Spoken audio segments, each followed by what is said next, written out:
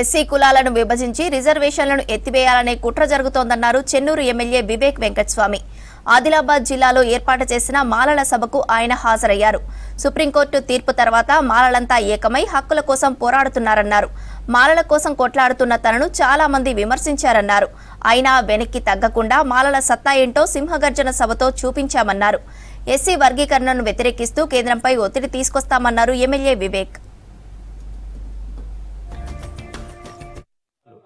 ఇవన్నీ కూడా విభజిస్తే ఈ రిజర్వేషన్స్ కూడా పోయే ప్రమాదం ఉన్నదని చెప్పి బాబాసాహెబ్ అంబేద్కర్ గారు కాన్స్టిట్యూషన్లో రాయడం జరిగింది. ఆర్టికల్ 341 ఇదే చెప్తుంది. ఏమని చెప్తుంది అంటే ఈ కొంచెం అందరికీ కూడా న్యాయం కావాలంటే ఈ హోమోజీనియస్ గ్రూప్ పెట్టాలి. ఈ హోమోజీనియస్ గ్రూప్ ఉన్నప్పుడే దళితులు వాళ్ళ హక్కుల కోసం కొట్లాడుకోవచ్చు. లేకుంటే విభజించి విభజించి విభజించి ఎస్సీల హక్కులన్నీ కూడా కోల్పోతాయని చెప్పి అప్పుడే ఆ రోజులలో 1950లో బాబాసాహెబ్ అంబేద్కర్ గారు కాన్స్టిట్యూషన్లో రాయడం జరిగింది. ఇప్పుడు కూడా మనం ఇదే చెప్తున్నాము.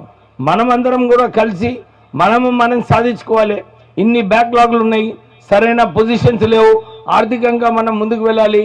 ఎక్కడ కూడా ఈ హక్కుల గురించి ఎవరు కొట్లాడతలేరు. చాలా అవకాశాలు ఉన్నాయి. కానీ ఈ కేవలము విభజించి మన దళితులకు ఎట్లా వీక్ చేయాలని చెప్పి ఈ ప్రయత్నాలు అన్నీ కూడా జరుగుతున్నాయి.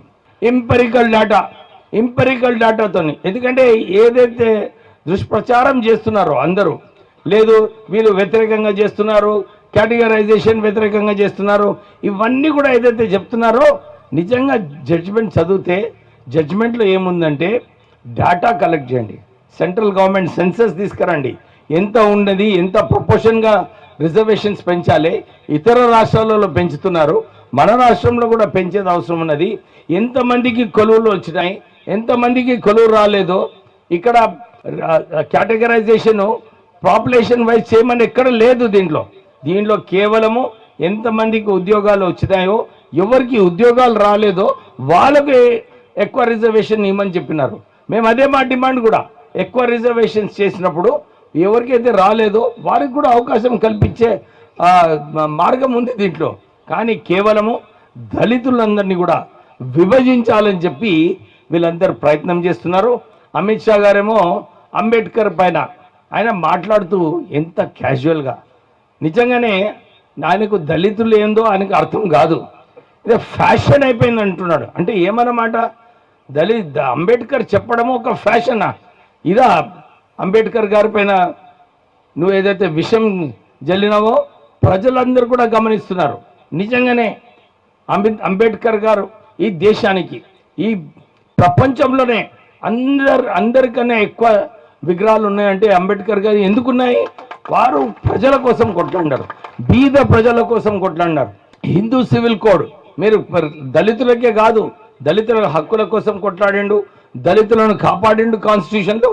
దాంతోపాటు వారు కూడా మహిళల కోసము, కార్మికుల కోసము, అందరూ ఎవరైతే నష్టపోయినారో వీళ్ళందరినీ కూడా కాపాడటానికి అంబేద్కర్ గారు కాన్స్టిట్యూషన్లో ఏదో ఒక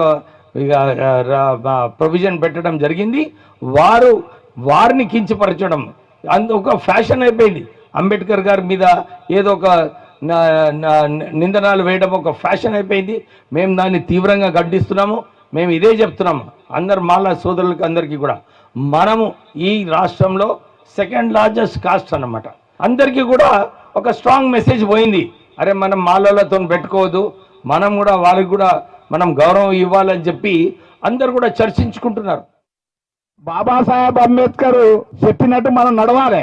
ఆడు దుర్మార్గుడు, మనవాదులట.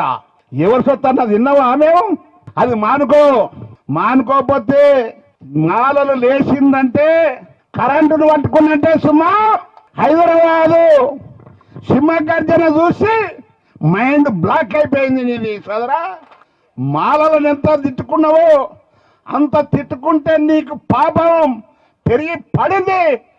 మాలల మీద సాగు డప్పు కొడతావా నువ్వు రిజర్వేషన్లనే అడుగుతావురా బాయ్, రిజర్వేషన్లను అడుగుతావా నీవు బీజేపీకి ఓట్లు వేసి బీజేపీకి ఓటు వేయకపోతే చచ్చినట్టు ఒట్టని చెప్పి నువ్వు దాని మీద కొట్లాడు, నీకు దమ్ము ధైర్యం ఉంటే. నీవు మాలలో వినగొట్లాడతావా?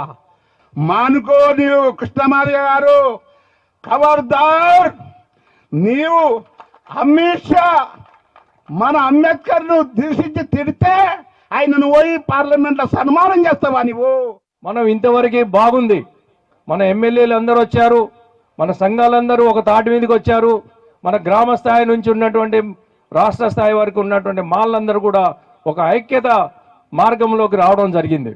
అయితే ఈ ఐక్యతని మనం దీన్ని కొనసాగించాలి. భవిష్యత్ కార్యాచరణని మనం మరి పక్కాగా నిర్దేశించుకోవాలంటే, పక్కాగా అమలు చేసుకోవాలంటే, పక్కా ప్రణాళికలు వేసుకోవాలంటే ఈ యొక్క ఐక్యతని కొనసాగించాల్సిన అవసరం ఉన్నది. దీనికి ఏంటంటే ఒక నిర్మాణం జరగాల.